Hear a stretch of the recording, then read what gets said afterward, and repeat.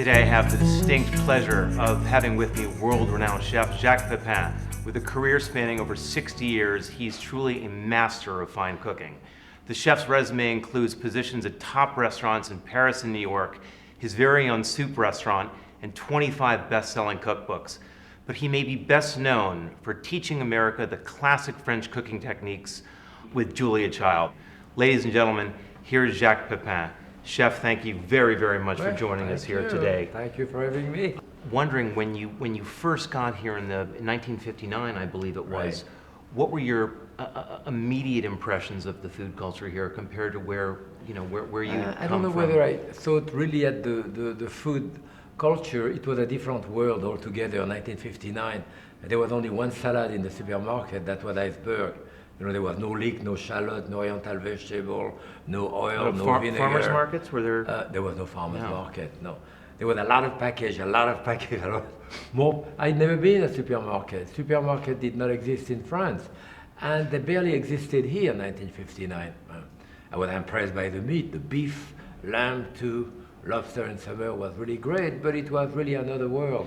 But it was exciting. Yeah, I'm sure. The first day I came to New York, I loved it, and I never wanted to leave. I don't blame you. I feel the same way. Why a soup restaurant? I mean, that's such an interesting, intriguing dish to have be the focus of a restaurant, and I think it's still very novel today. Oh, absolutely. See, I came here in 1959. I worked at the Pavilion in New York. In the spring of 1960, I was offered the job at the White House for Kennedy because I had been chef to president in France, to de Gaulle and so forth. And at the same time, I was offered a job at Howard Johnson. I went to Howard Johnson, and I worked at Howard Johnson. Talk about a lot of packaging. Yeah, I did. From 1960 to 1970, I was director of research development for Howard Johnson.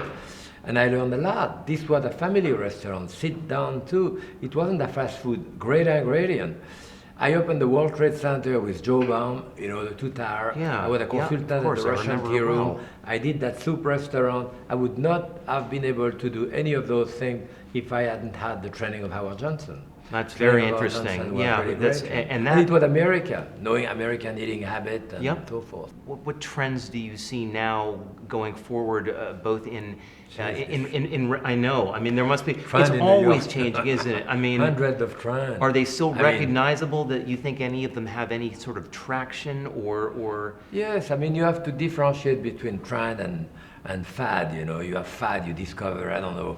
Everyone's gluten-free all of a sudden. Yes, red peppercorn or whatever, and people get crazy, and a year later no one uses it. But the cooking going on now, and there is some fusion and some mixture of different type of cooking. But in New York, one day you eat the food of Istanbul, and the day after it's South China, and the day after it's Vienna, the day after it's France, Italy, Spain, or whatever.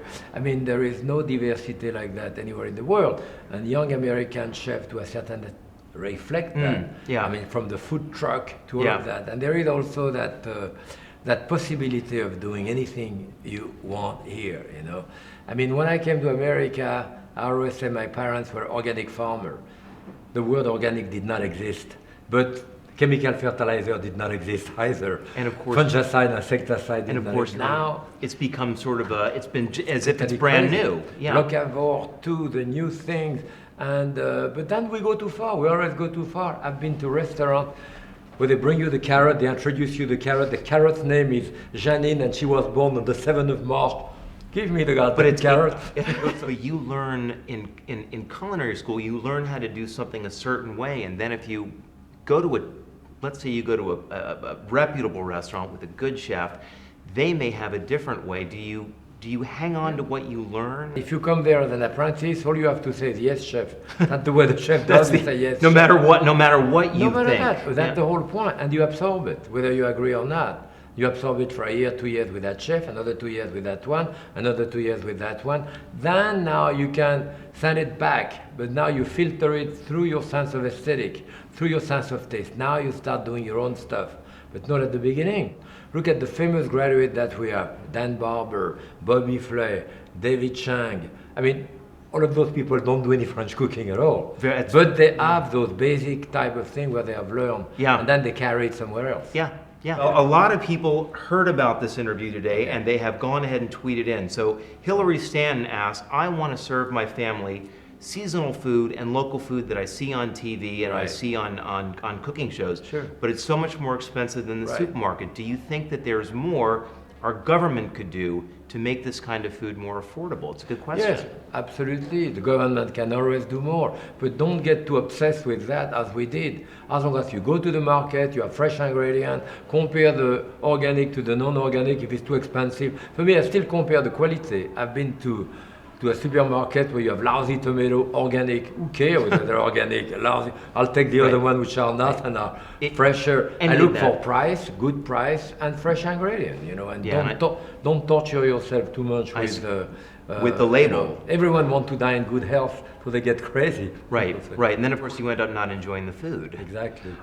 Craig Davis off of Facebook asks, Chef Pépin, could you share any of your very broad food and wine pairing tips? I never seem to get it right. Oh yes, well I get it right. I rarely buy wine more than $10 a bottle. Really? Yeah, and you put it on the table, and when I was a kid it was called wine. There was no color. It was red wine, white wine too. My father went to the cellar, got a bottle of wine.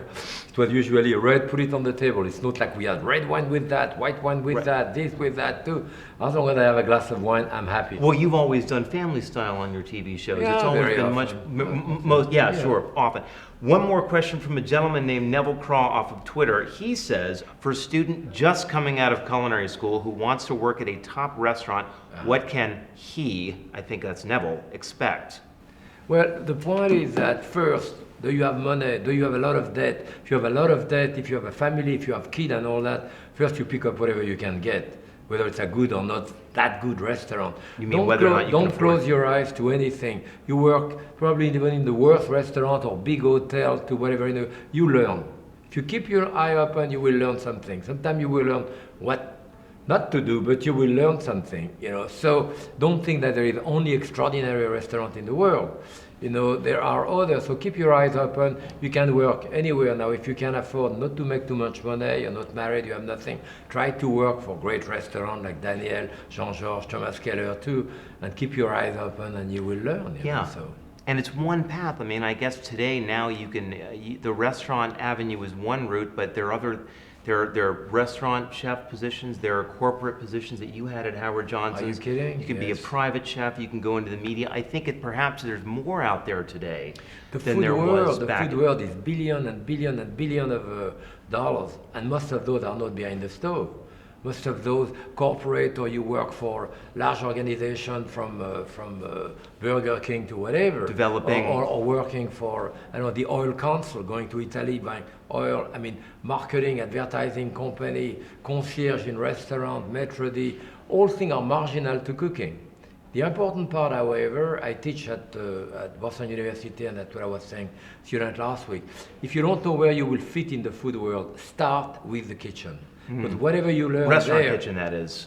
Any type of kitchen, learn the kitchen, because whether you're a food writer or a food critic or a food photographer or a concierge or whatever you learn here is not lost. It will be useful, Chef Pépin, I cannot thank you enough for being with us today. It's been just a very, very interesting conversation for being interviews. Thank you so much.